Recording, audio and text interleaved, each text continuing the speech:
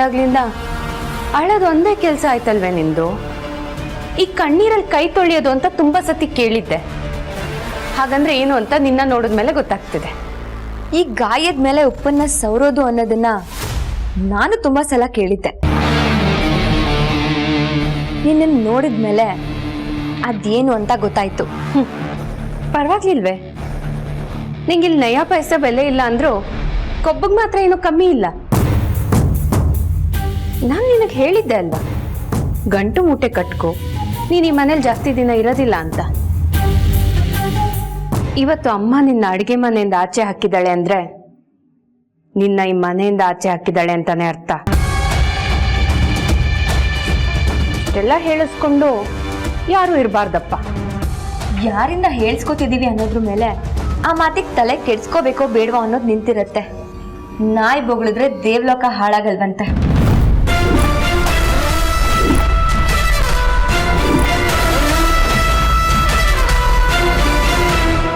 ನೀನ್ ಏನೇ ಮಾತಾಡಿದ್ರು ನಾನ್ ತಲೆ ಕೆಡ್ಸ್ಕೊಳ್ಳೋದಿಲ್ಲ. ಈ ಕಿವಿಲ್ ಕೇಳಿ ಈ ಕಿವಿಲ್ ಬಿಡ್ತೀನಿ. ಈ ಮನೆಯವರು ನಿನ್ನ ಸುಳಿದು ಬಿಟ್ಟಿದಾರ ಕಣೆ.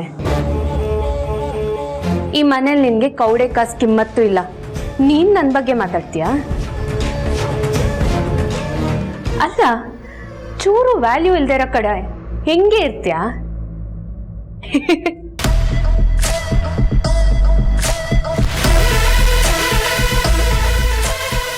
ಯಾಕೆ ನಗ್ತಿದ್ಯಾ? ನೋಡು, ಈ ಥರ ಎಲ್ಲ ಫೋರ್ಸ್ ಕೊಡ್ಬೇಡ. ನೀನಿನ್ನೂ ಈ ಮನೆ ಸೊಸೆ ಆಗಿಲ್ಲ. ನಿನಗೆ ಚೂರು ಬೆಲೆ ಇಲ್ಲ ಇಲ್ಲಿ. ನೀನ್ ಈ ಕಣ್ಣೀರು, ರೋದನೆ, ಒದ್ದಾಟ ಎಲ್ಲ ಅದೇನೋ ಕರೀತಾರಲ್ಲ ಅರಣ್ಯ ರೋದನೆ ಅಂತ, ಹಾಗೆ ನಿನ್ ಮಾತಿಗೆ ಯಾರು ಇಲ್ಲಿ ಕಿವಿ ಕೊಡೋದಿಲ್ಲ. ನಿಮ್ಮಂತ ಮಗಳಿದ್ರೆ ಸಾರಿ ದತ್ತು ಮಗಳಿದ್ರೆ ಸೊಸೆಗೆ ಹೇಗೆ ಕಿಮ್ಮತ್ ಬರುತ್ತೆ ಹೇಳು? ನಾಯಿ ಬೊಗಳಿದ್ರೆ ದೇವ್ಲೋಕ ಹಾಳಾಗಲ್ವಂತೆ. ನಿಮ್ಮಂತ ಮಗಳಿದ್ರೆ ಸಾರಿ ದತ್ತು ಮಗಳಿದ್ರೆ ಸೊಸೆಗೆ ಹೇಗೆ ಕಿಮ್ಮತ್ ಬರುತ್ತೆ ಹೇಳು?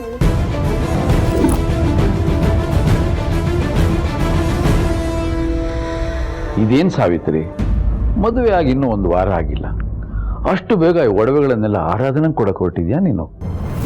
ರೀ, ನೀವು ಅವಳ ಮನೆ ಸೊಸೆಯಾಗಿ ಒಪ್ಕೊಂಡಿದ್ದೀರಾ, ತಾಳಿ ಶಾಸ್ತ್ರನೂ ಮಾಡಿದ್ದೀರಾ. ಅಂದಮೇಲೆ ವಂಶ ಪಾರಂಪರ್ಯವಾಗಿ ಬಂದಿರೋ ಈ ಎಲ್ಲ ಒಡವೆಗಳು ಅವಳು ಸೊತ್ತು ತಾನೆ. ಇದನ್ನೆಲ್ಲ ಅವಳೇ ತಗೊಂಡ್ಬಿಡ್ಲಿ. ನೀನು ಹೇಳೋದು ಒಂದು ರೀತಿಯಲ್ಲಿ ನಿಜ ಸಾವಿತ್ರಿ. ಯಾವತ್ತಿದ್ರೂ ಇದೆಲ್ಲ ಆರಾಧನಾ ಅದೇ.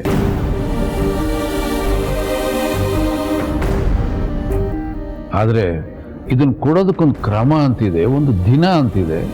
ನೀನೇನೋ ಆಸ್ತಿ ಭಾಗ ಮಾಡೋಳ್ತಾರ ಎತ್ತಿ ಎಸ್ದುಬಿಟ್ರೆ ಏನರ್ಥಮ್ಮ? ರೀ, ನಂದು ಅನ್ನೋದನ್ನೆಲ್ಲ ಅವಳೇ ಆವರಿಸ್ಕೊತಾ ಇದ್ದಾಳೆ. ಇನ್ನು ಇದನ್ನ ಯಾಕೆ ಇಟ್ಕೊಳ್ಳಿ? ಕಿತ್ಕೊಳ್ಳೋದಕ್ಕೆ ಮುಂಚೆ ನಾನೇ ಕೊಟ್ಬಿಡೋದು ಜಾಣ್ತನ ಅಲ್ವಾ? ಇದೇನು ಸಾವಿತ್ರಿ, ನೀನು ಬರ್ತಾ ಬರ್ತಾ ತುಂಬಾ ವಿಚಿತ್ರವಾಗಿ ಆಡ್ತಾ ಇದೀಯಾ. ನಿನ್ ಬಾಯಿಂದ ಇಂಥ ಮಾತುಗಳೆಲ್ಲ ನಾನು ಕೇಳೇ ಇಲ್ಲ ಸಾವಿತ್ರಿ. ನೀನು ಹೀಗೆಲ್ಲ ಮಾತಾಡೋದನ್ನ ಆರಾಧನಾ ಏನಾದ್ರು ಕೇಳಿಸ್ಕೊಂಡ್ರೆ ಅವಳು ನೊಂದ್ಕೊಳ್ಳಲ್ವಾ? ನಿಮ್ಗೆ ಅವಳ ನೋವು ಅಷ್ಟೇ ಕಾಣುತ್ತೆ ಅಲ್ವಾ? ನನಗೆ ನಿನ್ನ ನೋವು ಅರ್ಥ ಆಗ್ತಿದೆ, ಆರಾಧನಾ ನೋವು ಅರ್ಥ ಆಗ್ತಿದೆ ಸಾವಿತ್ರಿ. ಮೊದಲು ನೀನು ಅರ್ಥ ಮಾಡ್ಕೊಳ್ಬೇಕು ಇಲ್ಲೇನ್ ನಡೀತಿದೆ ಅಂತ. ಆರಾಧನಾ ಇಲ್ಲಿ ಯಾವುದನ್ನು ಕಿತ್ಕೊಳ್ಳಕ್ ಬಂದಿಲ್ಲ. ನಿನ್ನ ಒಡವೆನಾಗ್ಲಿ, ನಿನ್ನ ಸ್ಥಾನಮಾನ ಆಗ್ಲಿ, ನಿನ್ನ ಮಗನನ್ನಾಗ್ಲಿ,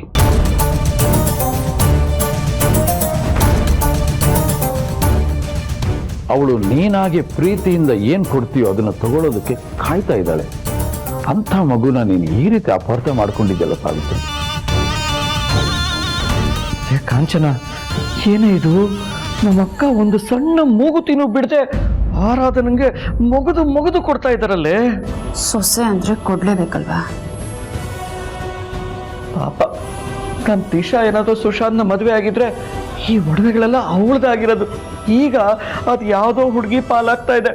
ಸುಮ್ಮನೆ ಇದೆಯಲ್ಲ, ಏನಾದರೂ ಮಾಡೇ. ಅವ್ರ ಸೊಸೆಗೆ ಅವ್ರು ಕೊಡೋದನ್ನ ನಾನು ತಡೆದ್ರೆ ಅದಕ್ಕೆ ಬೇರೆ ಅರ್ಥ ಆಗುತ್ತೆ. ನೀವೇ ಏನಾದರೂ ಮಾಡಿ. ಅಕ್ಕ, ಭಾವ ಹೇಳ್ತಾ ಇರೋದು ಸರಿಯಾಗೇ ಇದೆ. ಈ ಒಡವೆಗಳನ್ನೆಲ್ಲ ಆರಾಧನೆಗೆ ಯಾವುದೋ ಹಬ್ಬದಲ್ಲೋ ಪೂಜೆಲ್ಲೋ ಕೊಟ್ರೆ ಚೆನ್ನಾಗಿರುತ್ತೆ. ಈಗೇನು ಅವಸರ ಅಲ್ವಾ?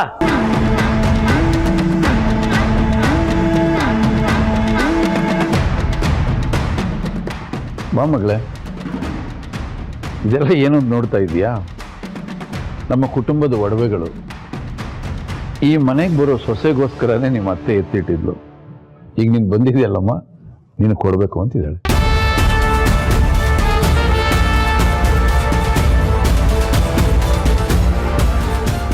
ಗಾಡ್, ಈ ಅಮ್ಮ ಮಾಡೋದು ಒಂದೊಂದಲ್ಲ. ಇದಕ್ಕಿಷ್ಟು ಅರ್ಜೆಂಟ್ ಏನಿತ್ತು? ಸೊಸೆ ಅಂತಾನೆ ಒಪ್ಕೊಂಡಿಲ್ಲ ಅಂದಮೇಲೆ ಇದೆಲ್ಲ ಈ ಬಿಕಾರಿಗೆ ಯಾಕೆ ಕೊಡಬೇಕು? ಅಪ್ಪ, ಇದೆಲ್ಲ ಅಮ್ಮ ಆರಾಧನರು ಕೊಡ್ತಾರ? ಇದೆಲ್ಲ ಅಮ್ಮಂದಲ್ವಾ? ಇನ್ಮೇಲೆ ಈ ಮನೇಲಿ ನಂದು ಅಂತ ಏನೂ ಇಲ್ಲ. ಒಡವೆ, ಮಗ ಎಲ್ಲ ಅವಳದೆ.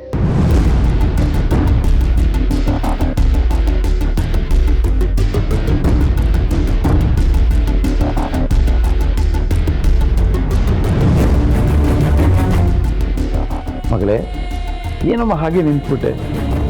ಬಾಮ್ಮ, ಇದನ್ನೆಲ್ಲ ತಗೋ, ಒಂದ್ಸಲ ತೊಟ್ಕೋ. ನಿಮ್ಮ ಅತ್ತೆ ಕಣ್ ತುಂಬ ನೋಡಿ ಸಂತೋಷ ಪಡ್ತಾಳೆ. ಬಾ ಮಗಳೇ.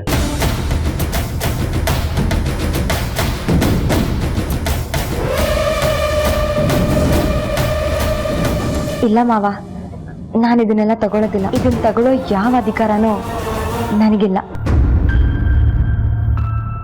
ಒಡವೆ ಬಗ್ಗೆ ಆಸಕ್ತಿ ಆಗ್ಲಿ ವ್ಯಾಮೋಹ ಆಗ್ಲಿ ಎರಡು ನನಗಿಲ್ಲ. ನನ್ನ ಹತ್ರ ದುಡ್ಡು ಇಲ್ಲ ಸಿರಿ. ದುಡ್ಡಿಲ್ಲ ಅಂದ್ರೆ ನಾನು ಕಾಲೇಜಿಗೆ ಹೇಗಮ್ಮ ಹೋಗ್ಲಿ? ಬಸ್ ಪಾಸ್ ಇದೆಯಲ್ಲ, ನೀನೇನು ಆಟೋಗ ಹೋಗ್ತೀಯಾ? ಓ, ಬಸ್ ಪಾಸ್ ಇದ್ರೆ ಸಾಕಾ? ದುಡ್ಡು ಬೇಡ್ವಾ?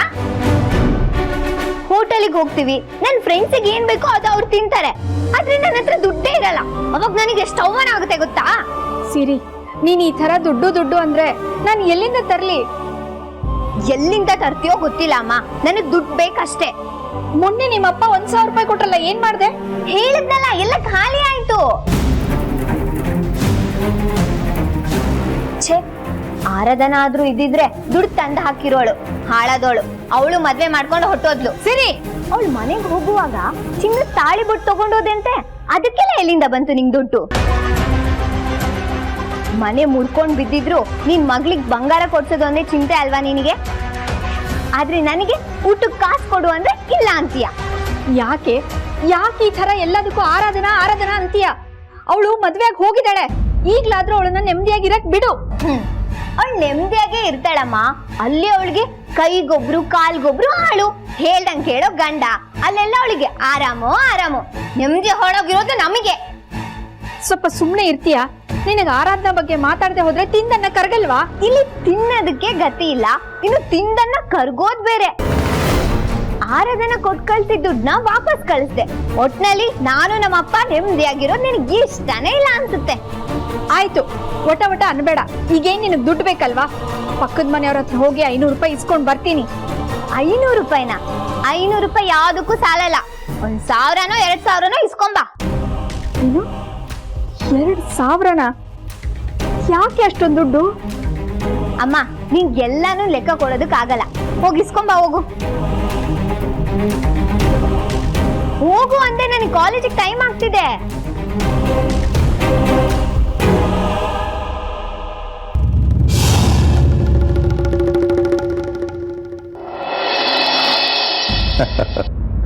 ಮಗಳೇ, ನಿನ್ನಲ್ಲಿ ಸಂಪೂರ್ಣ ಶಿವನ ಗುಣಲಕ್ಷಣಗಳಿದೆ. ಅವನು ಹೀಗೇನೆ ಸ್ವಾಭಿಮಾನಿ, ಯಾವುದನ್ನೂ ಮುಟ್ತಾ ಇರಲಿಲ್ಲ. ನೀನು ಅವನು ಹಾಗೆ ನಡ್ಕೋತಿದ್ಯಾ ಮಗಳೇ. ಆದರೆ ಹಕ್ಕು ಅನ್ನೋ ವಿಚಾರಕ್ಕೆ ಬಂದರೆ ಇವೆಲ್ಲ ನಿಂದೆ. ಯಾಕೆಂದ್ರೆ ನೀನು ಈ ಮನೆ ಸೊಸೆ.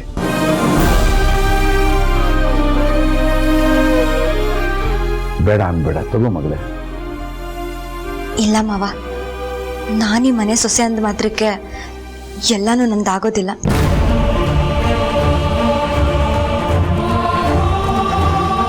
ಹಕ್ಕು ಬರೋದಿಲ್ಲ. ಹಕ್ಕು ಬರೋದು ನಮಗ್ ಜವಾಬ್ದಾರಿ ಇದ್ದಾಗ, ನಮ್ಮ ಮೇಲೆ ಎಲ್ರಿಗೂ ನಂಬಿಕೆ ಇದ್ದಾಗ.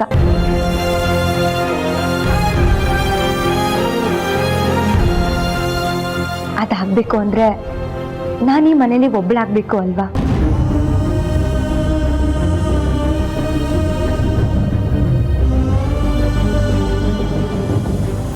ಅದಕ್ಕಿಂತ ಹೆಚ್ಚಾಗಿ ಅತ್ತೆ ಈ ಮನೆ ಯಜಮಾನಿ.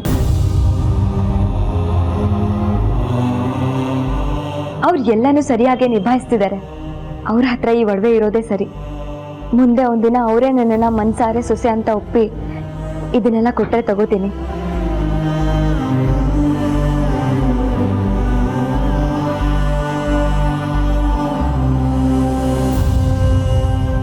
ಅವ್ರು ಒಪ್ಪಿಗೆ ಕೊಡೋ ತನಕ ಇಲ್ಲಿ ನಂದು ಅಂತ ಏನೂ ಇರಲ್ಲ. ಅಲ್ಲ ಆರಾಧನಾ, ನಿನ್ ಮಾತಿನ ಅರ್ಥ ಏನು? ಅಂದ್ರೆ ಇಲ್ಲಿ ಯಾರು ನಿನ್ ಮೇಲೆ ಪ್ರೀತಿ ತೋರಿಸ್ತಿಲ್ಲ, ನಿನ್ನನ್ನ ನಮ್ಮಲ್ಲಿ ಒಬ್ಳಾಗ್ ನೋಡ್ತಿಲ್ಲ ಅಂತನಾ? ಅದ್ಯಾಕೆ ನನ್ನ ಮಾತನ್ನ ನೀವು ತಪ್ಪಾಗಿ ತಿಳ್ಕೊತಾ ಇದ್ದೀರಾ?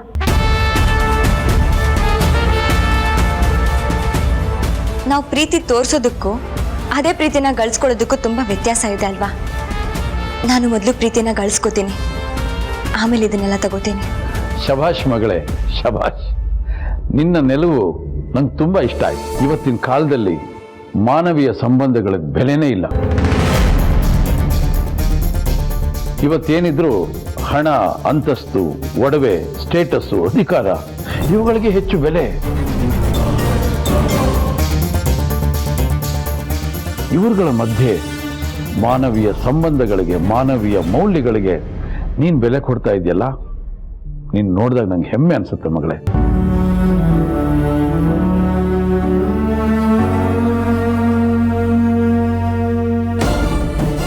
ಆದ್ರೂ ಈಗಿನ ಕಾಲದಲ್ಲಿ ಲಕ್ಷಾಂತರ ರೂಪಾಯಿ ಒಡವೆ ಕೊಟ್ರೆ ಬೇಡ ಅನ್ನೋರು ಯಾರಾದ್ರೂ ಇರ್ತಾರಾ?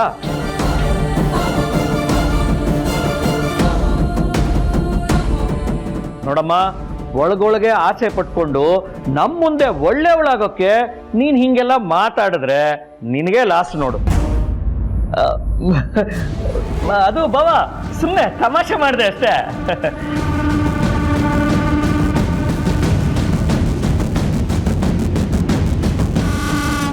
ರೀ, ಈ ಹುಡುಗಿ ನಿಜವಾಗ್ಲೂ ಇಷ್ಟೊಂದು ಸ್ವಾಭಿಮಾನಿನಾ? ನನಗೇನೋ ಡ್ರಾಮಾ ಅನ್ನಿಸ್ತಾ ಇದೆ. ಓ ಮಗನೇ, ಇಂಥ ಹುಡುಗಿನ ಕೈ ಹಿಡಿಯೋಕ್ಕೆ ನೀನು ತುಂಬ ಪುಣ್ಯ ಮಾಡಿದ್ದೆ. ಈಗಿನ ಕಾಲದಲ್ಲಿ ಇಂಥ ಹೆಣ್ಮಕ್ಳು ಸಿಗೋದು ತುಂಬ ಅಪರೂಪ. ನಿಜ ಅಪ್ಪ, ಆರಾಧನಾ ಅವ್ರಿಗೆ ಆರಾಧನನೇ ಸಾಟಿ. ನನಗೆ ಇವ್ರಲ್ಲಿ ಇಷ್ಟ ಆಗಿರೋದೇ ಈ ಸ್ವಾಭಿಮಾನ. ಇದೇನಮ್ಮ 200 ರೂಪಾಯಿ ತಂದಿದ್ಯಾ? ಮಂಜಕ್ಕನ ಹತ್ರ ಇರೋದೇ 200 ರೂಪಾಯಿ ಅಂತೆ. ಅಮ್ಮ, ನಂಗೆ ಇದು ಸಾಕಾಗಲ್ಲ, ನಂಗೆ 1000 ರೂಪಾಯಿ ಬೇಕು. 1000 ರೂಪಾಯಿ ಬೇಕು ಅಂದ್ರೆ ನಾನು ಎಲ್ಲಿಂದನೇ ತರಲಿ? ಇಷ್ಟಕ್ಕೂ ನಾನು 1000ನೇ ಕೇಳ್ದೆ. ಅವ್ರ ಹತ್ರ ಇರೋದೇ ಇಷ್ಟ ಅಂದ್ರು. ನೀನು ಕಾಲೇಜ್ಗೆ ಹೋಗಕ್ಕೆ ಬರಕ್ಕೆ ಮಧ್ಯದಲ್ಲಿ ಏನಾದ್ರೂ ತಿನ್ನಕ್ಕೆ ಸಾಕಾಗತ್ತೆ, ತಗೋ. 3 ಹೊತ್ತು ಮನೆ ಒಳಗೆ ಕೂತಿರೋ ನಿನಗೆ ಹೊರಗಿನ ಪ್ರಪಂಚ ಹೇಗಿರುತ್ತೆ ಅಂತ ನಿನಗೆ ಗೊತ್ತಿರುತ್ತೆ.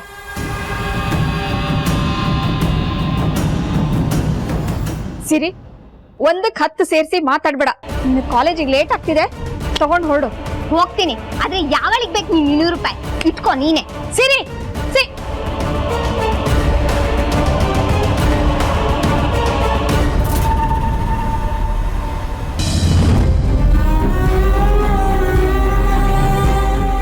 ರೇತಕ್ಕ, ಏನಾಯ್ತು?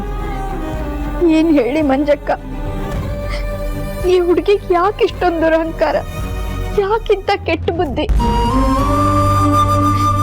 ಈ ದುಡ್ಡನ್ನ ನನ್ನ ಕೈಗೆ ವಾಪಸ್ ಇಟ್ಟು ಇದನ್ನ ಜುಜುಬಿ ಅಂತ ಹೇಳೋದ್ಲು. ಇಷ್ಟಕ್ಕೆಲ್ಲ ಬೇಜಾರು ಮಾಡ್ಕೊಂಡ್ರೆ ಹೇಗೆ? ಅವರು ಈಗಿನ ಕಾಲದ ಮಕ್ಕಳು, ಅವ್ರು ಹೀಗೇನೆ. ಅದರಲ್ಲೂ ಕಾಲೇಜ್ಗೆ ಹೋಗ್ತಿದ್ದಾರೆ, ಸ್ವಲ್ಪ ಹುಡುಗಾಟ. ಮುಂದೆ ಸರಿ ಹೋಗ್ತಾರೆ ಅಕ್ಕ. ಏನ್ ಸರಿ ಹೋಗ್ತಾಳೋ ಏನೋ, ಅವ್ರ ಅಪ್ಪನ ಮುದ್ದಿಂದ ಹಾಳಾಗಿ ಹೋಗಿದ್ದಾಳೆ. ಇಷ್ಟೊಂದು ಒಡವೆಗಳು ಚಿನ್ನದ್ದ ಇಲ್ಲ ರೋಲ್ಡ್ ಗೋಲ್ಡ? ಇದೇನ್ ಹಿಂಗ್ ಕೇಳ್ತೀರಾ? ಇವೆಲ್ಲ ಪ್ಯೂರ್ ಗೋಲ್ಡ್, 24 ಕ್ಯಾರೆಟ್ ಗೋಲ್ಡ್. ಓ, ಇಷ್ಟೊಂದು ಒಡವೆಗಳು ನಾನು ನೋಡೇ ಇಲ್ಲ.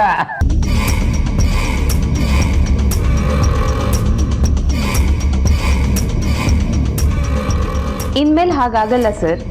ನೀವು ನಿಮ್ಮ ಮಗಳು ಇಂಥದೆಲ್ಲ ನೋಡ್ತಾನೆ ಇರ್ತೀರಾ. ಯಾಕೆ ಹೇಳಿ? ಈಗ ನಿಮ್ಮ ಮಗಳು ನಮ್ಮನೆ ಸೊಸೆ ಅಲ್ವಾ? ಸೊಸೆ ಆಗಿದ ತಕ್ಷಣ ಇದೆಲ್ಲ ಅವಳ್ದಾಗ್ಬಿಡುತ್ತಾ? ಯಾಕಾಗಬಾರ್ದು ಬೀಗ್ರೆ? ಇದೆಲ್ಲ ನಿಮ್ಮ ಮಗಳ ಪಾಲಿಂದು. ಹೌದಾ? ಇಷ್ಟೊಂದು ಚಿನ್ನ ನನ್ನ ಮಗಳಗ? ಹೌದು. ಅದೃಷ್ಟ ಲಕ್ಷ್ಮಿ ಕಣಮ್ಮ ನೀನು. ಅದೇನು ಪುಣ್ಯ ಮಾಡಿದ್ದ ಈ ಮನೆಗೆ ಸೊಸೆಯಾಗಿ ಬಂದಿದ್ದೀಯ. ನನ್ನ ಹಣೆ ಬರ, ನಿನ್ನ ಕುತ್ತಿಗೆಗೆ ಒಂದು ಚಿನ್ನದ ಸರನೂ ಹಾಕೋ ಯೋಗ್ಯತೆ ಇರಲಿಲ್ಲ.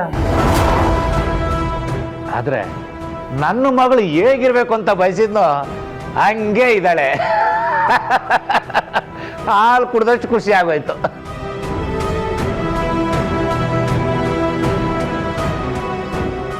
ಏನ್ ಮಗಳೇ ನೋಡ್ತಾ ನಿಂತ್ಕೊಂಡಿದ್ಯಾ?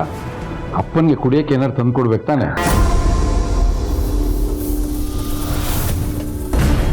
ನೋಡು, ಇನ್ನು ಮೇಲೆ ನನ್ನ ಅಡಿಗೆ ಮನೆಯೊಳಗೆ ನೀನ್ ಬರೋ ಹಾಗಿಲ್ಲ. ಅದು ನನಗೆಲ್ಲೆಲ್ಲಿ ಏನಿದೆ ಅಂತ ಸರಿಯಾಗಿ ಗೊತ್ತಿಲ್ಲ. ನಾನ್ ತರ್ತೀನಿ.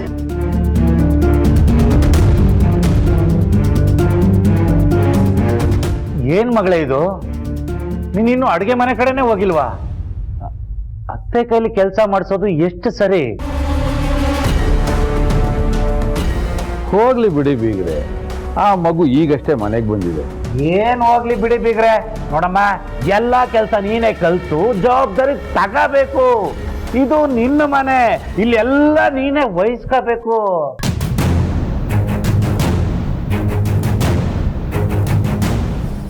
ಅತ್ತೆ ಮಾಡ್ಲಿ, ಮಾವ ಮಾಡ್ಲಿ, ಅವ್ರು ಮಾಡ್ಲಿ, ಇವ್ರು ಮಾಡ್ಲಿ ಅಂತ ಸುಮ್ಮನೆ ಬಿಡೋದಲ್ಲ.